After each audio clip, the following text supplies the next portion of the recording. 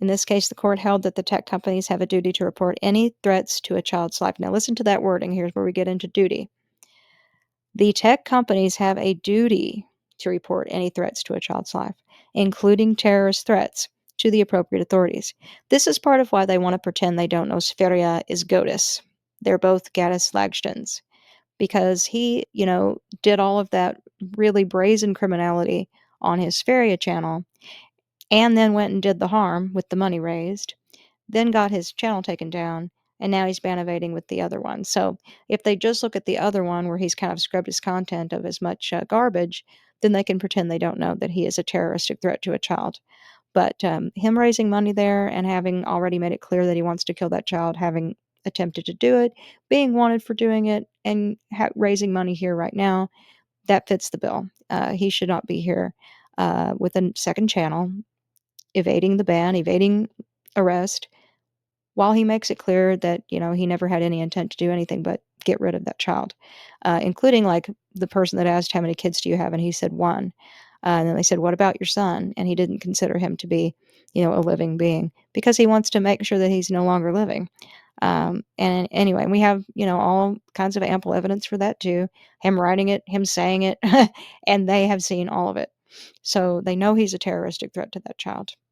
And now we're using the word duty. So, and I really go into also, by the way, I should mention, since I didn't want to like make you listen to me read all that, but I go into how far they went at trying to not even come to any kind of a, their concern really wasn't at all with, are we meeting the standard of care here, our duty toward others, our duty towards children, which we clearly have by way of law, to do something here. No, it was just, how can we make it where this never gets seen and we avoid any potential liability whatsoever? How do we hide behind Section 230? Our maximum ability to do that. If we can make that happen, let's do that. We're not interested in the facts. We're not interested in coming to an amenable conclusion with this other party, um, even if it's over something so egregiously horrible as two children being at risk. So the conclusion regarding the case law I presented and what it demonstrates is that the tech companies have a legal obligation to report threats to a child's life, including terroristic threats, to the appropriate authorities, that it's a crime to allow the child sex abuse promotion on their platform via the links or the videos advertising a space to obtain such material. And she's trying to say, well, that's Telegram's problem. We have nothing to do with that. They also want to act like, well, we're just the platform. We don't have anything to do with third party content creators' content. She's still trying to use that angle when I've just showed you guys repeatedly and showed them and showed the court that in these specific instances, Section 230 can just be considered obliterated. These other things, supersede that. So it's a crime to allow a person with the intent to terrorize or commit scams access to other users' data via a platform, knowingly giving one who is either committing terroristic crime or scams access to well-meaning users' data or taking donations from them. The tech company has a duty to report the endangered child under threat of terroristic attack, and the public is entitled to fair treatment as contract holders with the tech company, and rules can't be arbitrarily changed for any users. So the public is also entitled to relief when that's occurred. And also when someone is such a threat to the public as well. And that includes the American public, and that also ties into the ATA, because this is terroristic crime. Alrighty, and then I go in my conclusion to illustrate that since June, I've been trying to make them aware of the endangered children and one child's mother, and other people in danger potentially as well. Like, look at Catherine's affidavit stating that he wants to harm other people, including babies. So there's all of that.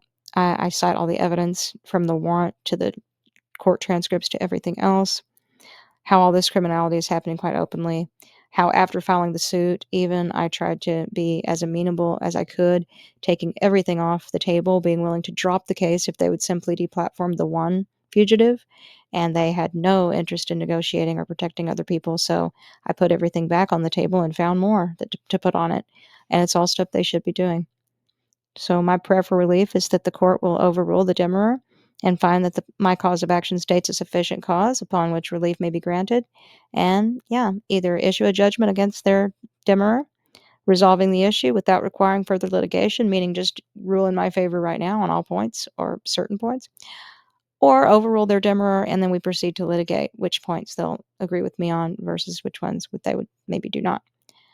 And that's the end of that. So rather than engaging with the threshold requirements required for the extraordinary relief she seeks, petitioner now cites irrelevant case law to argue the court should grant her petition and compel the Google respondents to remove the 2 YouTube accounts she complains of based on her conclusory speculations about their conduct off of YouTube. Wow.